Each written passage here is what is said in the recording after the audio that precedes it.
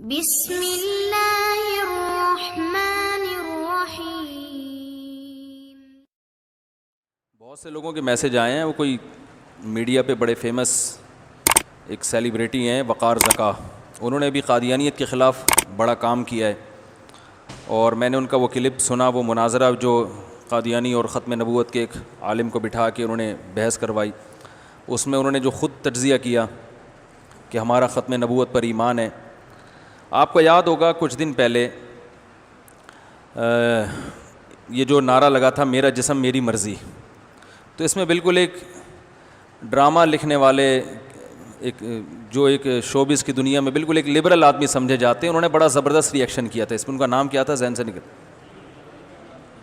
ہاں خلیل الرحمان۔ تو پورا میڈیا ان کے خلاف ہو گیا تھا،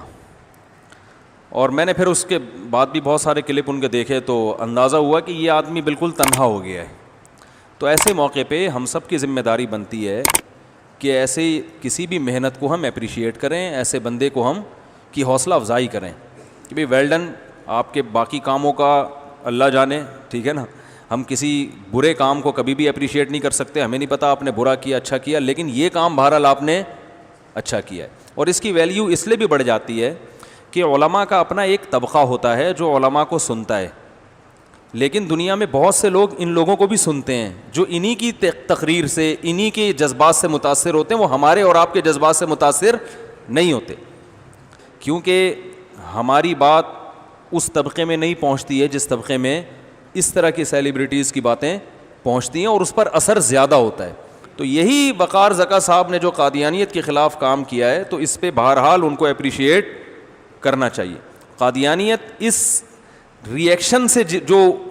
ان کو نقصان ہوا ہے یا تو تکلیف ہوئی ہے، وہ باقی ری ایکشن سارے ایک طرف رہ گئے۔ تو لبرل طبقے میں اور اس طرح کی سیلیبریٹیز میں اس طرح کی بات کا آ جانا یہ ایک بہت اچھی بات ہے، اس میں بلا وجہ کیڑے نکالنا اب ہے، اس کا تو یہ مقصد اب ہے، اس کا تو کوئی اچھا کام کرے تو بھائی اچھا کہہ دیا کرو، کیا جا رہا ہے، گورنمنٹ کی طرف سے کوئی ٹیکس لگتا ہے اس پہ۔ تو میں یہ پیغام دینا چاہتا ہوں کہ جیسے انہوں نے ری ایکٹ کیا ہے، اور اس ری ایکشن کی وجہ سے فیس بک کی ان کی مونیٹائزیشن بند ہو گئی ہے، سمجھ رہے ہیں،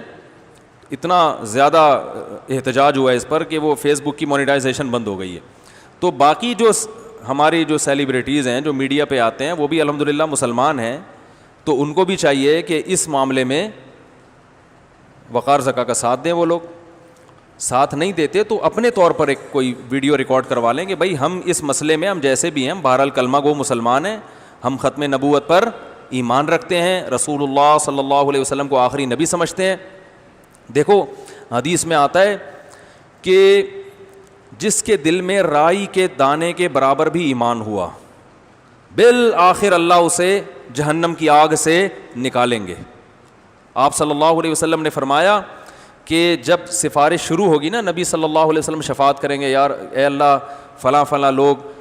میری امت کے گناہوں کے سبب جہنم کی آگ میں ہیں، لیکن وہ میرا کلمہ پڑھتے تھے، ان کی یہ نیکیاں ہیں، تو نبی صلی اللہ علیہ وسلم شفاعت کریں گے، کرتے کرتے بہت بڑا طبقہ حدیث میں آتا ہے کہ وہ جہنم سے نکل جائے گا۔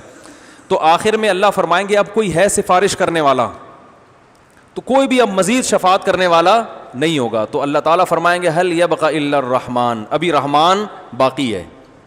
میں نے خود اپنی مرضی سے تو ابھی نکالا نہیں ہے، ابھی تو میری مخلوق ہے جو شفاعت کر رہی ہے، تو میں تو رحمان ہوں۔ تو اللہ کہیں گے کہ جس نے زندگی میں ایک بار بھی لا الہ الا اللہ کہا، محمد رسول اللہ، یعنی جس کے دل میں رائی کے دانے کے برابر بھی ایمان، اسے کچھ اسلام کا نہیں پتا ہو، کوئی عمل اس کی زندگی میں نہ ہو، سارے اعمال نامے برائیوں سے بھرے ہوئے ہوں، سیاہکاریوں سے بھرے ہوئے ہوں، کوئی ایک نیکی بھی نہ ہو، تو اللہ کہیں گے کہ ایک دفعہ بھی، یعنی مسلم تھا وہ، آپ صلی اللہ علیہ وسلم کا امتی تھا، آپ پر ایمان رکھتا تھا اور میری توحید کو مانتا تھا، بس ایسا بھی کوئی شخص اگر جہنم میں ہے تو اس کو بھی نکال کے لے آؤ۔ تو حدیث میں آتا ہے کہ یہ وہ وقت ہوگا کہ جب جو لوگ کفر پہ مرے ہیں وہ کہیں گے یا لیتنی کنت ترابا، ہائے کاش ہم مر کے مٹی ہو کے ختم ہو جاتے۔ اور حدیث میں آتا ہے کہ جو کافر جہنم میں ہوں گے وہ اہل اسلام کو تانے دیں گے کہ تمہارے ایمان نے تمہیں کوئی فائدہ نہیں پہنچایا، تم بھی بدعمال تھے, ہم بھی بدعمل تھے, تم بھی بدعمل تھے, آج ہم دونوں اکٹھے جہنم میں ہیں, تو تمہارا مسلم ہونا تمہارے کام نہیں آیا. ایسے موقع پہ اللہ کو غیرت آئے گی. اللہ کہے گا نہیں نہیں نہیں, جو میرے ماننے والے تھے, اگرچہ نالائق تھے, اگرچہ مجھے فالو نہیں کرتے تھے, لیکن میرے ماننے والے تھے, آج میں ان کو نکالوں گا. اپنوں کو ہمیشہ آخر دم تک ان کا خیال رکھا جاتا ہے. تو کوئی بھی اس طرح جب ایمان کا مسئلہ ہوتا ہے, قادیانیت کے ساتھ ہمارا جو اختلاف ہے نا, وہ اعمال کا نہیں ہے, وہ کس کا ہے؟ ایمان کا. ختم نبوت پہ ڈاکہ جو حق خالصتاً محمد صلی اللہ علیہ وسلم کا تھا, وہ 15ویں صدی کے ایک جھوٹے کذاب کو انہوں نے دے دیا. تو نبی تو اللہ کے نمائندے ہیں نا. نبی کس کے نمائندے ہیں؟ کسی ملک کے سفیر کی توہین کرو تو یہ اس سفیر کی نہیں بلکہ اس ملک کی توہین سمجھی جاتی ہے. جتنا بڑا ملک ہوگا اس کے سفیر کو اتنا ہی پروٹوکول دیا جاتا ہے. تو اس خالق کائنات کے سفیر کی معمولی حیثیت نہیں ہے. اور سب سے بڑی توہین کسی کی یہ ہے کہ اس کی سفارت میں آپ کسی دوسرے کو اس کے ساتھ شریک کر دیں. یہ چھوٹی توہین تھوڑی ہے, بہت بڑی توہین ہے یہ. تو جو بھی یہ بھائی اس وقت یہ کام کرے گا, کوئی معاشرے میں کوئی خوبی کو پروموٹ کرے, تو اس کو ہمیں کم از کم اس کام کی حد تک اپریشیٹ کرنا چاہیے. تو اس لیے جو دوسرے ہمارے جو بھی شوبز کی دنیا سے وابستہ لوگ ہیں, ان کو بھی چاہیے کہ بھائی وہ بھی ساتھ دیں کہ بہت اچھا کام کیا, اور ہم بھی اس میں ان کے بولتے کیوں نہیں بھائی, ہم بھی ساتھ ہیں اس میں. تو اللہ تعالیٰ